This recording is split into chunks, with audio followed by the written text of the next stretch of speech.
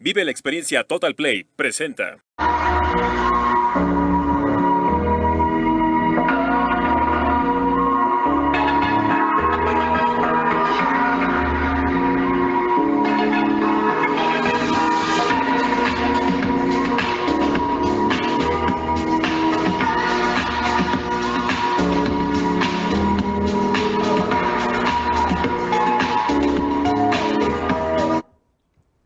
Amigos de Economía y Mercados, nuevamente a través de Diario de Chiapas TV Digital y obviamente con el enlace con el Club de Industriales de Chiapas y el Consejo Empresarial para la Productividad.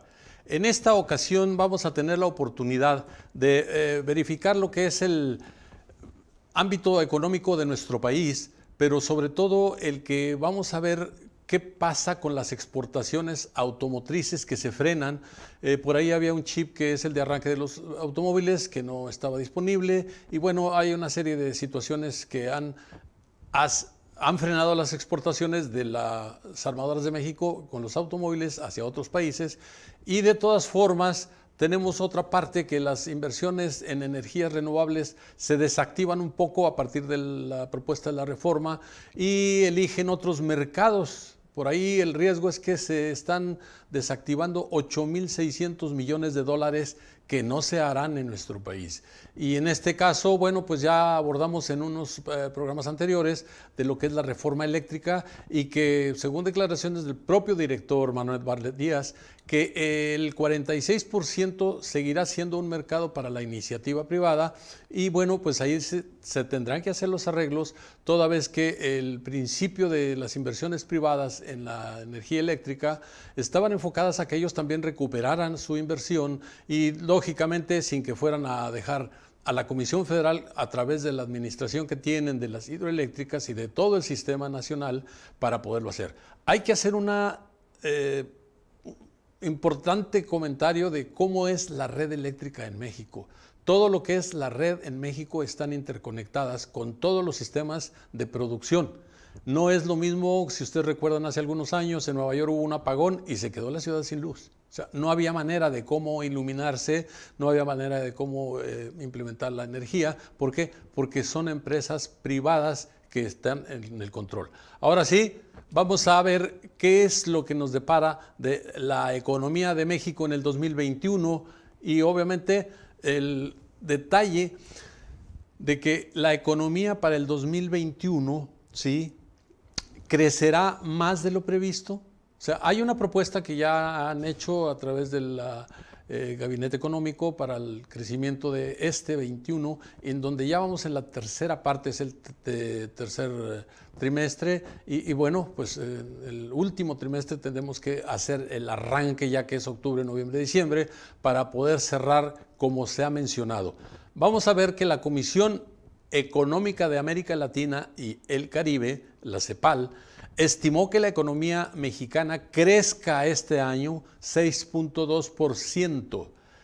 Esto es cifra mayor a la proyectada en julio pasado, que fue del 5.8%. Aquí ha sido optimista, obviamente, la CEPAL, y el nuevo pronóstico se ubica entre los más altos de la región, o sea, hablamos de América Latina, cuya previsión de expansión es del 5.9%. Ahora sí, veamos lo que la Secretaría Ejecutiva del organismo, Alicia Bárcenas, que es la secretaria ejecutiva del mismo, indicó que México ha mostrado grandes avances pese a la pandemia, apoyado por el impulso que le da el crecimiento de la economía de Estados Unidos, cuyo paquete de apoyos fiscales es del 18% de su Producto Interno Bruto, es el PIB famoso.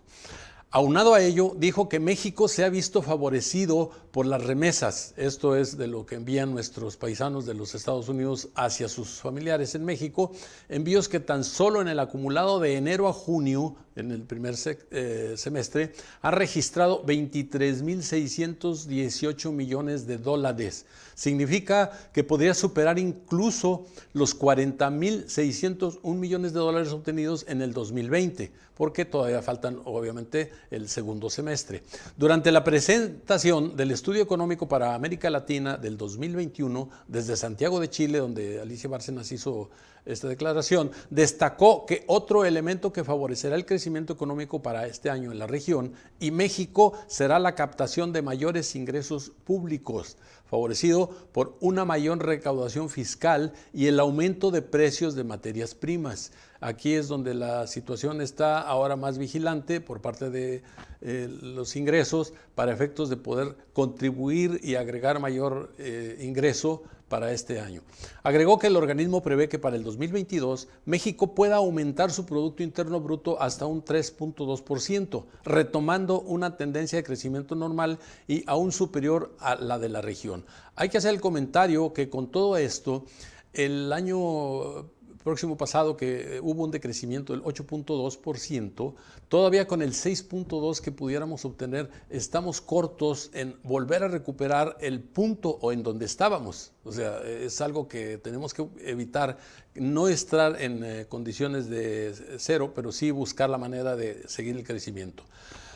En este sentido, en cuanto a la deuda pública mexicana, aseguró que no enfrenta problemas de sostenibilidad y explicó que aun cuando en el 2019 la deuda llegaba al 45.1% del Producto Interno Bruto, y para el 2020 aumentó al 52.1%. Fue así por la depreciación del tipo de cambio y no porque se hayan solicitado nuevos préstamos. Esto fue lo que declaró la secretaria Alicia Bárcenas. Declaró que otros factores que ayudarán al crecimiento económico del país es el impulso a la inversión pública, la inversión extranjera directa y el tratado comercial con Estados Unidos y Canadá.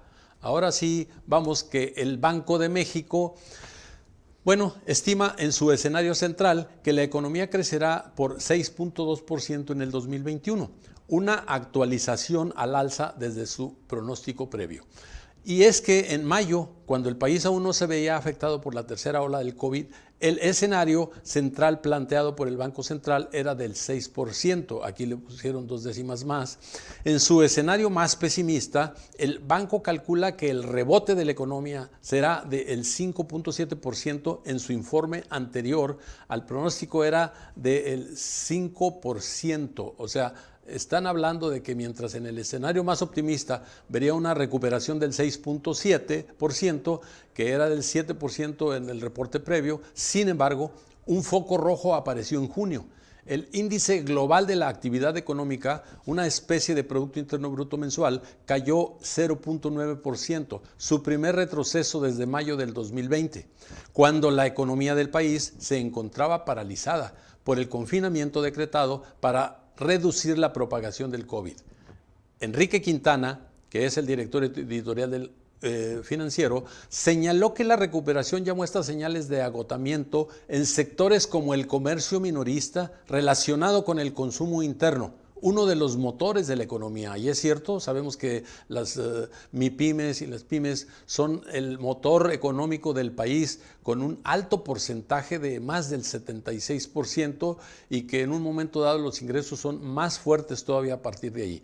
Los ingresos reales, dice Quintana, del comercio minorista retrocedieron en 0.6% en junio respecto a mayo, de acuerdo con la información que el INEGI dio a conocer hace un par de días. Se trata de la tercera caída mensual que en el primer semestre apuntó la semana pasada en su columna de este periódico del Financiero. La situación se repite en otro de los pilares para la economía mexicana. Las exportaciones avanzaron el 15.2% en julio, una desaceleración con respecto a junio, cuando crecieron 29.1%. La peor parte del freno se la llevará la exportación automotriz, una caída del 9.7%, que ya lo habíamos mencionado en el principio como una introducción, y que representan casi un tercio de las exportaciones manufactureras de México, y el problema de los chips para el encendido de los vehículos, que lo mencionamos previamente. Ahora entramos al empleo. ¿Qué es lo que estamos buscando en función del empleo? Pues aquí en este caso el empleo el Banco de México, Alejandro Díaz de León, prevé que se generen entre 640,000 y 840,000 puestos de trabajo en México en este 2021. Es decir, una mejora, ¿sí? En el informe trimestral previo, la institución estimaba que se crearían entre 370 y 570,000 puestos de trabajo a lo largo del 2021.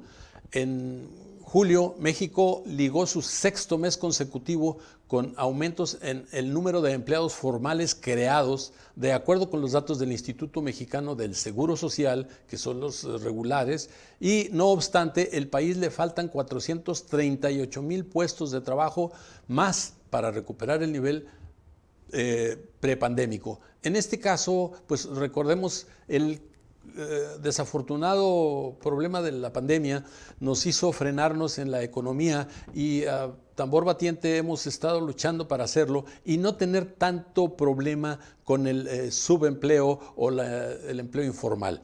Díaz de León indicó que la inflación y principios del 2022 para converger a la meta del 3% en el primer trimestre del 2023. Ya está proyectándose a 2 años adelante. Con base en nuestros pronósticos, los niveles más altos para la inflación general serán para el tercero y cuarto trimestre en el 2021, así lo reconoció. Retomando las remesas que ingresan a México y la participación del Fondo Monetario Internacional como ingresos económicos, aquí vamos a ver lo que también Díaz de León afirma, que la ley es muy clara en cuanto al tipo de operaciones que en general se pueden hacer con las reservas internacionales, con independencia de si aumentaron por una asignación de derechos especiales de giro, las DEG famosas, o por alguna otra razón. Esta asignación general refuerza la reserva de activos internacionales del Banco Central, que después de la asignación de los DEGs alcanzó 205,391 millones de dólares. Una mayor reserva internacional refuerza la estabilidad macroeconómica, favoreciendo el ambiente de inversión en el país y contribuye a fortalecer la confianza en la capacidad de respuesta de México para hacer frente a posibles desequilibrios entre los ingresos y egresos de divisas del país conforme a su marco legal. Esto es lo que dice Díaz de León como jefe del Banco de México y bueno, pues ahí lo tenemos considerando el escenario económico del país y qué es, desde su punto de vista, como dirigente del Banco de México, qué es lo que se pueden hacer con las reservas de este proceso que estamos teniendo. Aquí la importancia que debemos de considerar es, desde luego, que como el Fondo Monetario Internacional, que puede disponerse, y más adelante lo vamos a tratar, después de que regresemos de este comercial, de un corte que va a llevarnos a otra información más interesante. No nos deje, por favor, y lo mismo que los programas de siempre, la segunda parte es la mejor. Estamos con ustedes.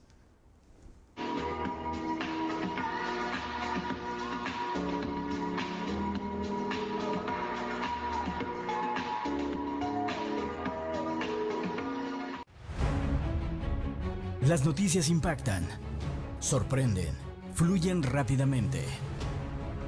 Desde temprano, siempre en busca de la verdad. AM Diario. Noticias cercanas a la gente.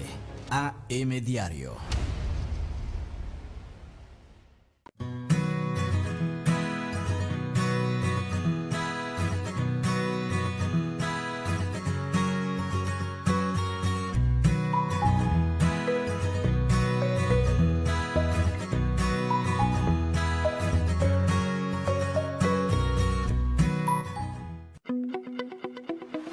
Una manera distinta de ver y escuchar noticias. Un equipo de profesionales generando la noticia en tiempo real. Chiapas a diario. Todas las voces, todos los rostros.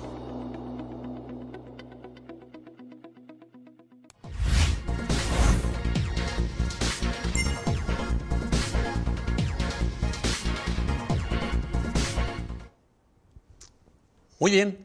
De nuevo, Economía y Mercado con ustedes. Y bueno, pues lo más interesante de todo esto es la preocupación que tienen los organismos empresariales como el Club de Industriales de Chiapas y obviamente el Centro Empresarial para la Productividad, de tener la información a través de Economía y Mercados que ustedes lo están escuchando y observando en este momento.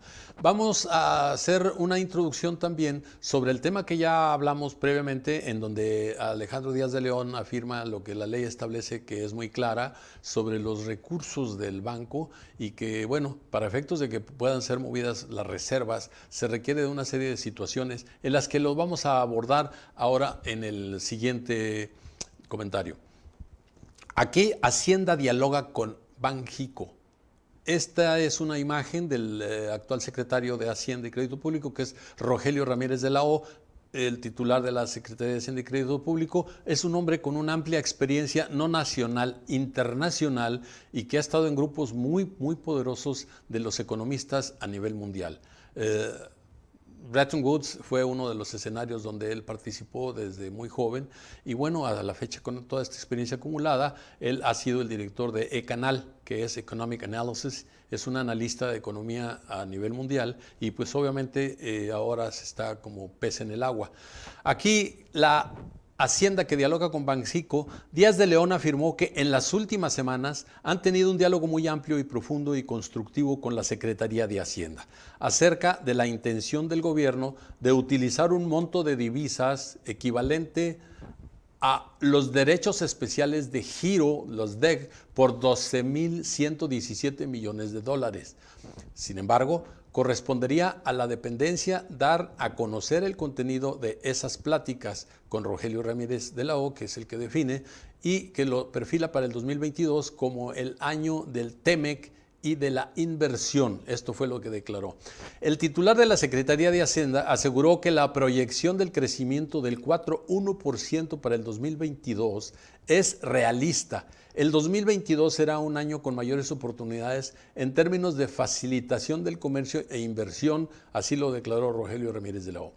El titular de la Secretaría de Hacienda y Crédito Público, Rogelio Ramírez, perfila que el 2022 como el año de la implementación del tratado entre México, Estados Unidos y Canadá, después de dejar atrás la incertidumbre, y también como el año en el que habrá mayor inversión en el país. Indicó que de enero a julio del 2021, el comercio entre México y los Estados Unidos representó el 14.7% del comercio total del país, por lo que las estrategias económicas y comerciales acordadas entre ambos países se centrarán en alcanzar una mayor integración y creación de valor en la región. Esto se refiere al Tratado de Libre Comercio, el TEMEC, con Canadá, Estados Unidos y México. Respecto de la inversión, Ramírez de la O destacó que, de acuerdo con datos de la Organización para la Cooperación y el Desarrollo Económico, México ha logrado pasar del 11º al 7º lugar a nivel mundial como receptor de inversión extranjera, lo que da muestra de que el país es un destino atractivo para los inversionistas, así lo dijo. Y esto es muy importante, la posición que México guarde en el concierto de las naciones en el aspecto económico para poder ser o no atractivos para la inversión, independientemente de que las calificaciones a veces son un poquito movidas. Bueno, tendremos que buscar la manera de que México se consolide como tal. Rogelio Ramírez de la O aconseja a el presidente Andrés Manuel López Obrador pagar deuda de México con recursos del Fondo Monetario Internacional. Aquí volvemos a insistir, Rogelio Ramírez conoce muy bien los vericuetos de la economía y de los sistemas económicos del mundo y de los fondos, obviamente, como el Fondo Monetario Internacional, y entonces esa es la parte donde se sugiere. Al principio el Banco de México dice que no, pero finalmente ya con los analistas que han hecho abordar el tema, pues dicen que es factible. Aquí, en la siguiente del Gobierno de México, que allí observamos en la imagen, cuando el secretario de Hacienda, Rogelio Ramírez, llega al Congreso, ¿sí?, en donde hace la presentación, y el Gobierno de México considera utilizar los 12,000 millones de dólares provenientes vía los derechos especiales de giro, los DEG famosos. Díaz de León afirma que la ley es muy clara en cuanto al tipo de operaciones que en general se pueden hacer con las reservas internacionales, con independencia de si aumentaron por una asignación de DEX o por alguna otra razón. De acuerdo con el Fondo Monetario Internacional, los DEX son un activo de reserva internacional creado en 1969 para complementar las reservas oficiales de los países miembros, por lo que son recursos que ingresan a México como reservas internacionales y que, por lo tanto, no se pueden usar para pagar deuda. Sobre la posibilidad de usar los DEC para pagar deuda del gobierno federal, Marco Oviedo, que es un analista económico, consideró que es posible que la asignación adicional pueda ser transferida al gobierno federal directamente tras una resolución de la Comisión de Cambios. Ahora, vamos a ver a la consideración de la Comisión de Cambios. En esto que ya habíamos mencionado también la participación de Alejandro Díaz de León y que dice que la reforma se pone en riesgo por la calificación de México, es justamente lo que tenemos que buscar que no se dé, que al contrario se consolide la presencia de México en el organismo económico mundial y es el órgano encargado, dice la Comisión de Cambios, es el órgano encargado de la política cambiaria en México y está integrada por el secretario y el subsecretario de Hacienda y Crédito Público, otro subsecretario de la dependencia, el gobernador del Banco de México y 2 miembros de la Junta de Gobierno del propio Banco Central. Habría que argumentar que es para mejorar la posición macroeconómica del país a través de un menor nivel de deuda. Por única vez, el Fondo Monetario Internacional tendría también que estar de acuerdo. Aquí en este caso de un menor nivel de deuda es cuando se negocian que se cubre una parte, pero se vuelve a recontratar y con intereses mejores, más llevaderos, que son factibles de poderse negociar. Otro argumento es para financiar algún programa fiscal contracíclico, pero se ve más complicado. Así lo explicó el economista en jefe de la América Latina en Barclays. Ante un escenario en el que las DEG ingresen a las reservas internacionales y después desde esa cartera se haga una transferencia al gobierno federal para el pago de deuda, señaló que si los derechos especiales ingresan como reservas, estaría más complicado. Eso quizás genere dudas sobre el rol de las reservas y generaría más desconfianza. Esto es lo que menciona Barclay. Ahora, vámonos al aspecto más importante de esto, que es lo que es la economía estatal, o sea, en todos los estados, el Estado mexicano y todos sus estados federados en el pacto. El presidente Andrés Manuel López Obrador indicó que en el 2019, el primer año de gobierno, la deuda se ubicó en un 44% del Producto Interno Bruto. Sin embargo, en el 2020, el impacto de la pandemia llevó la deuda pública a un nivel del 52% del Producto Interno Bruto, por lo que ahora el objetivo es mantenerla en niveles del 49%. Esto es lo que declara el presidente. López Obrador destacó que en el caso de los gobiernos estatales, Tlaxcala y Querétaro son un ejemplo del buen manejo de la deuda. Por un lado, Tlaxcala no puede contratar deuda de acuerdo con sus propias leyes. Y por el otro, Querétaro sí está facultado legalmente para contratar deuda, no obstante, en este 2021 prácticamente terminó de pagar sus deudas y solo le quedan un remanente por ahí de 167 millones de dólares, de los cuales la Secretaría de Hacienda cuenta con el sistema de alertas que funciona como un semáforo y que cada trimestre asigna a 31 de las 32 entidades del país, se excluye Tlaxcala, obvio, el color verde si su endeudamiento es sostenible, amarillo si está en observación o rojo si es deuda elevada. De acuerdo con el sistema, no hay ningún estado en color rojo con endeudamiento elevado. Las estadísticas muestran que hay 26 estados en color verde con endeudamiento sostenible y solo 5 entidades se encuentran en el color amarillo con deudas en observación. Estos justamente coincide con un conjunto de las entidades federativas que están en el norte, que son Coahuila, Chihuahua, Durango, Nuevo León y Quintana Roo, que está a la península del sur-sureste. Y bueno, aquí son los 5 estados que están en el semáforo amarillo. Esta es la razón y que implica una deuda en observación. Esto es, la deuda estatal crece al 2.1% en el primer trimestre del 2021. Aquí tienen que ser extraordinariamente bien administrados los conceptos para evitar que se vaya a caer en problemas de insolvencia por parte de las entidades. Y obviamente México tiene que estar bien calificado, pero a la vez tienen que calificar bien cada una de las entidades. Este es un conjunto, vivimos en un pacto federal y por lo tanto no podemos perder. La situación, vamos a buscar qué hacemos como país para evitar esto. Uno, que seamos muy verticales y hablar con la verdad. Es la economía tal y como la llevamos hasta este momento en el 2021, vamos a tener un crecimiento más allá de lo que se ha manifestado y de lo que se ha declarado. Evitaremos que, ya lo dijo el director de la Comisión Federal de Electricidad, en que en función de las inversiones, la iniciativa privada tiene el 46%. En este sentido, si hablamos de que también pueden ser incluidas las energías alternas, lo puede hacer con energías limpias. Bueno, evitar que vaya a salir esas inversiones de capital de 8.600 millones a otros países. Y por otro lado, el buscar cómo podemos que se active inmediatamente la exportación automotriz, que es uno de los principales mercados en los que tenemos. Hacer que el empleo regular se mejore en condiciones de evitar tanta informalidad. El gobierno requiere de que haya ingresos y para ingresos los propios son los impuestos que los ciudadanos pagamos y que en un momento dado solamente en el comercio regular se puede hacer.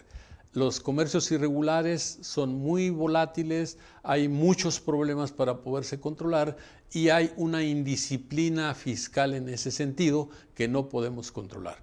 Esperamos que desde luego ustedes tengan la oportunidad de analizar esto que hemos planteado como ustedes como un análisis de lo que es el crecimiento económico para el 2021 y bueno, como decimos en este programa y el lema de Estemos Unidos Mexicanos.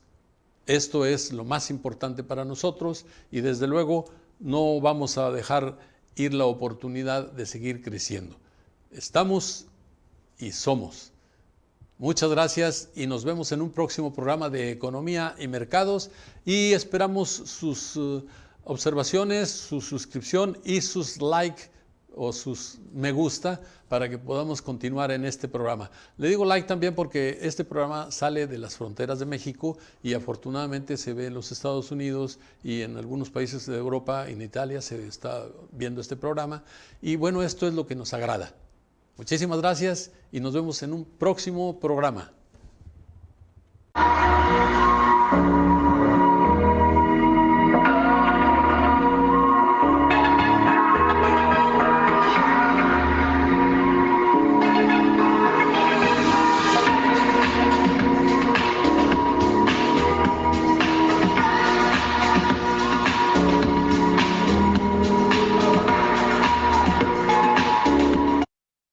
Vive la experiencia Total Play presentó.